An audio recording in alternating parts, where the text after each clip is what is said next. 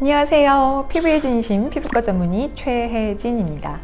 우리가 갑자기 살이 찌거나 키가 클 때 조직이 급격하게 팽창이 되면서 살이 틀 수 있습니다. 튼 살은 한번 생기면 흉터와 같아서 이게 완전히 정상으로 돌아오기가 어려운데요. 일단 노출되지 않는 부위에 생겨도 이만저만 스트레스가 아닙니다. 그래서 오늘은 이 튼 살의 관리와 치료에 대해서 말씀드릴 테니 튼 살이 고민이신 분들은 영상 끝까지 시청해 주세요. 사실 이 튼 살은 굉장히 흔해요. 임산부의 75%, 또 성장 급등기인 청소년기에 약 25%가 겪을 수 있는 문제예요.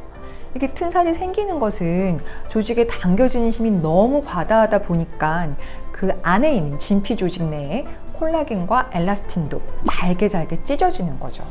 그렇게 되면 이게 일종의 염증 반응이 생기면서 후속적으로 흉터 조직으로 대체가 되는데요.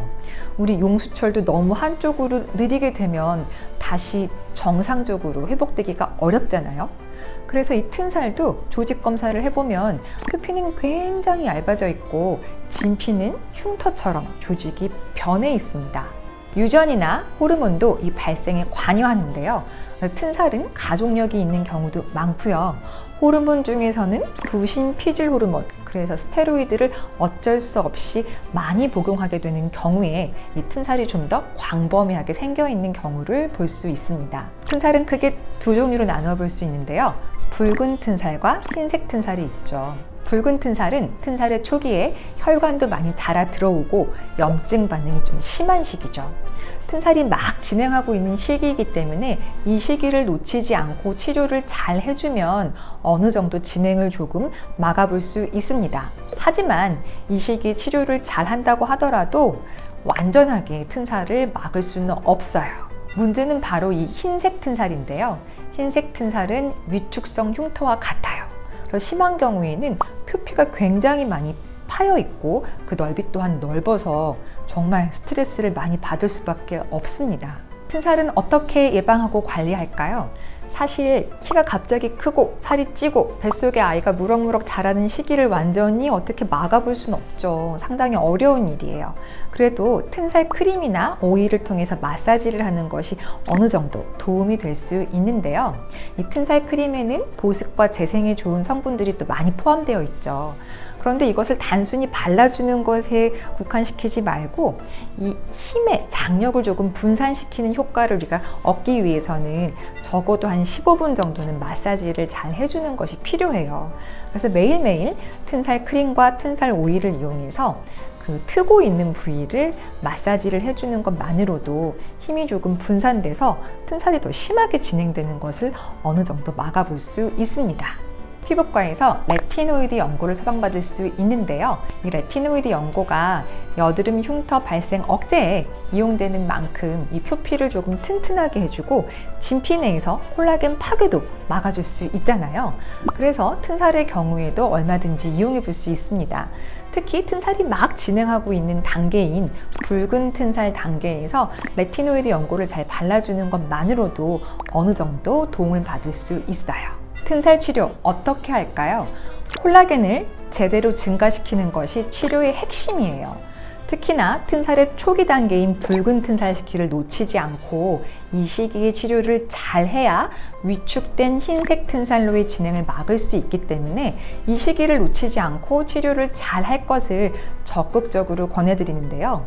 혈관 레이저를 통해서 혈관도 조금 줄여주고 2차적으로 콜라겐과 엘라스틴도 증가시킬 수 있습니다.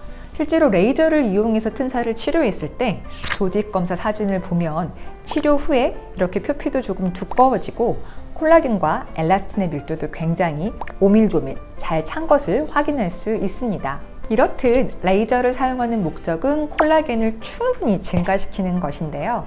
최근에는 콜라겐 부스터 주베룩을 이용해서 튼살의 치료 성적을 훨씬 더 좋아지게 하고 있어요.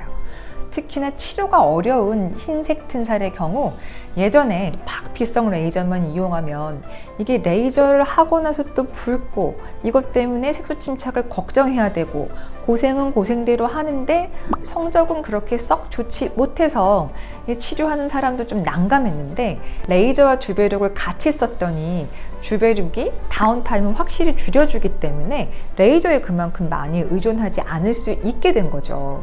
그런데 튼살은 표피는 굉장히 얇고 게다가 하나하나의 길이는 길고 범위도 굉장히 넓죠. 이렇게 좋은 주베륙이라 할지라도 손주사로 일일이 주사하기는 굉장히 어려웠어요. 그런데 최근에 나온 바늘 없는 주사기 미라젯을 이용해서 이 주베륙을 우리가 원하는 깊이에 골고루 잘 깔아줄 수 있게 된 거예요. 특히나 미라젯은 레이저 특유의 파워풀하고 섬세함을 동시에 가지고 있죠.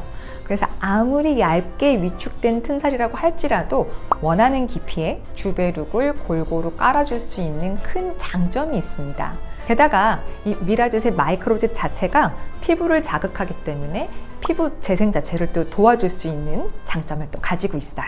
그래서 예전보다 레이저만 이용했을 때보다 미라젯과 주베륙을 같이 해서 이 어렵다는 흰색 튼살의 치료 성적을 많이 올려주고 있습니다.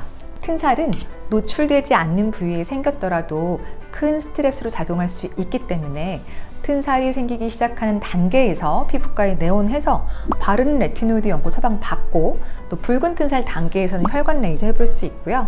예전에 치료가 어려웠던 흰색 튼살도 최근에는 주베륙과 미라젯을 이용해서 치료 성적이 많이 좋아졌기 때문에 튼살 치료 포기하지 마세요. 방법이 다 있습니다. 오늘은 튼살 치료와 관리에 대해서 말씀드렸는데요. 오늘 영상 도움되셨다면 구독과 좋아요, 알림 설정 부탁드릴게요. 감사합니다.